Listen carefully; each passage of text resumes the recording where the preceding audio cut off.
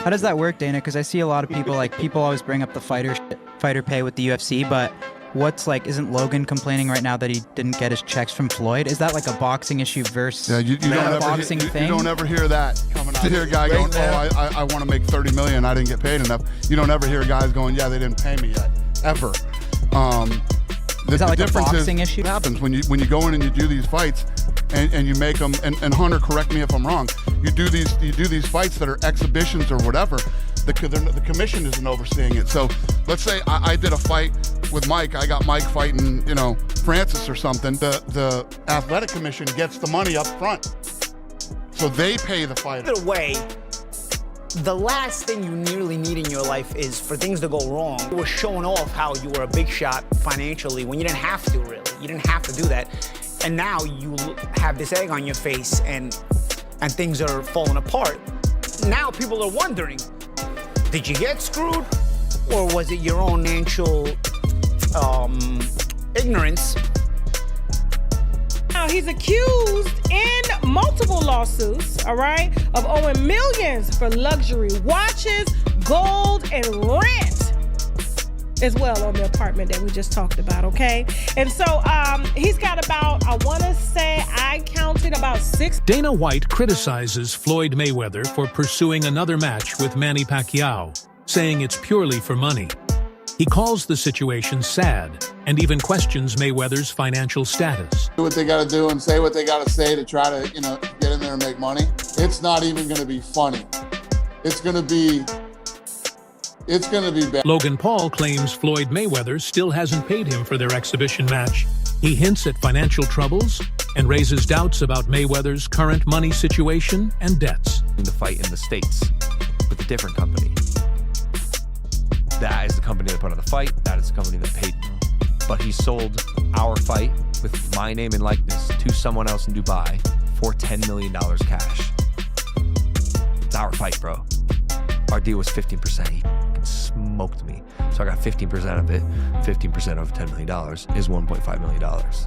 That company that paid him that money is suing him. I actually don't know the status on that lawsuit. I should check in because he still owes me money, but he has a bunch of legal trouble at the moment. I don't think I'm ever getting the money. He just sold his house in Vegas. Did he really? Yeah. I think he's facing a rinsed on that house. He started at $14 million. He custom built the house, by the way, like 2006. Yeah. Started at 14, reduced to 12, 10, 8 came on the market, and it was a lot of house. Dana White says Floyd made a huge fortune over his career, with his biggest single payday coming from that massive fight against Conor McGregor. Biggest fights you've ever had? Conor McGregor and Floyd Mayweather, which ironically is a boxing event, but it's the biggest combat sports fight ever. What did that gross? It did 4.4, 4.5 million buys at $100 a buy. Yeah, so that worked out okay. It did. According to Wade Plemons, Floyd handled his money poorly early on, and once his peak years were over, he kept coming back to boxing just to earn cash through exhibition matches. Again, 5 years ago now, but that was like the initial rumblings around that fight. And what Floyd did was use Mayweather Promotions to bring them this fight and say, if you'll front us this money, we'll put this fight here. They fronted him the money. He took the money, had the fight at the Hard Rock in Miami with Fanmio instead. That was the company that put it on, Fanmio. And Logan saw none of that front end 10 mil, and the people that paid Floyd the 10 mil never saw a dime back. It's nasty work what he did. But this has been like one of Floyd's MOs, is that he leverages his fight name or his quote unquote assets, and which is what, a lot of wealthy people do. They leverage their assets to take out bigger loans or, whatever. But Floyd does it in such a reckless way that no one ever sees return on it. He just takes money.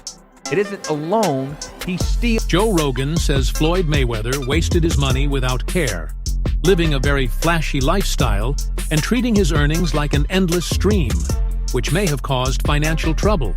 So you buy a watch and a car, you're down 10. That's nuts. That's nuts. Crazy. I remember Iran Barkley was talking about that.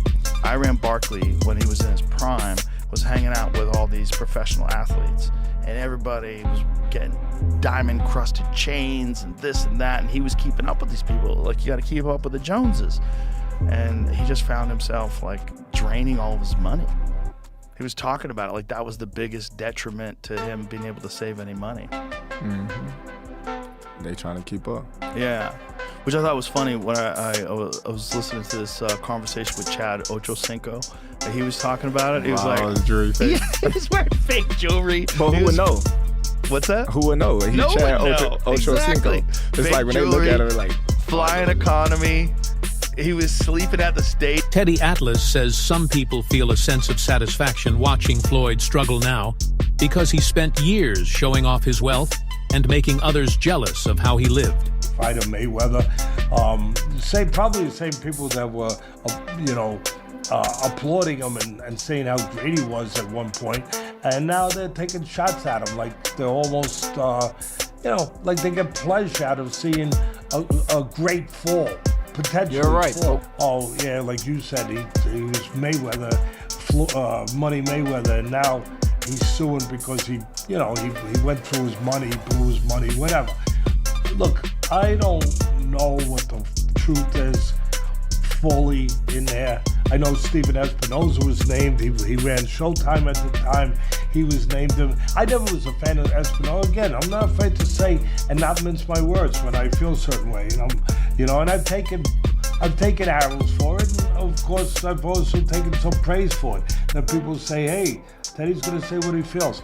I was never a fan of him. I never thought he was a man that kept his word. I never thought he really did a great job over at Showtime. I mean, they put some good fights on because the fights were available, because the landscape. Raphael explains that the money problems now surrounding Floyd Mayweather Jr. aren't surprising when you look closely at his career and how he lived. According to Raphael, anyone paying attention to how openly Mayweather managed his wealth over the years could have seen this coming. Throughout his career, Floyd Mayweather Jr. built an image based on luxury and excess. He constantly showed off a lifestyle full of private jets, expensive cars, designer goods, and costly trips. These weren't rare moments, but steady habits, becoming a big part of who he was in public. Again later, and hopefully I can get it this afternoon to actually read the specifics of the suit and what the allegations are. But the fact that Floyd would encounter some financial issues post his boxing career is not in any way a surprise to me. When you see the types of things that, if you believe anything that he puts on his social media, the travel that he does, the places he goes, and the amount of entourage he has, I mean, that's like a money pit. I mean, whether you're flying on private jets or you're staying at first-class hotels, or you're, buying expensive jewelry and cars and bags and you name it. I mean, it's all good when you're making those gigantic paydays and they're coming in, a couple times a year. You're making 40 million here and 25 million there, or even more, 100 million plus, when he fought the big mega fights with guys like Conor McGregor and Manny Pacquiao. But when that stops, that money doesn't. This created a sense of success and control, but also raised worries about lasting financial health. Dan Raphael suggests that keeping up such a rich lifestyle takes careful money planning, especially after retiring when regular income slows down. Without good management, even huge earnings can shrink over time. The real issue isn't how much was made, but how it was spent and saved. Now, with reports of money trouble and ongoing exhibition fights, the situation seems to reflect those earlier concerns. What once looked like endless wealth now shows how important discipline and smart choices are once the spotlight of a great boxing career fades. About the 340 million, it just didn't ring true to me, because Al Heyman, who is not named in the suit, but apparently is supposedly part of this problem, whatever. But I mean, I've known Al Heyman and covered Al Heyman's fighters and his business since the day he stepped in boxing in like 2002 with Vernon Forrest. And all that time, and literally in terms of the PBC, a couple hundred fighters that he's dealt with, maybe not personally, but that his team is and his company.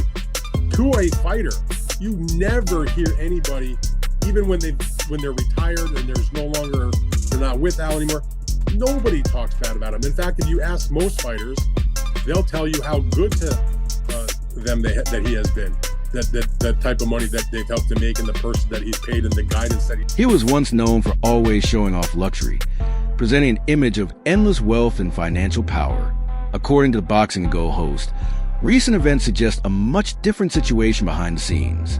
The analyst points to a surprising money decline, noting legal action taken by Floyd Mayweather Jr. against major business partners. Over the years, Floyd Mayweather Jr. kept close ties with powerful figures like Steven Espinoza and networks such as Showtime. These partnerships helped build huge fight earnings and worldwide attention.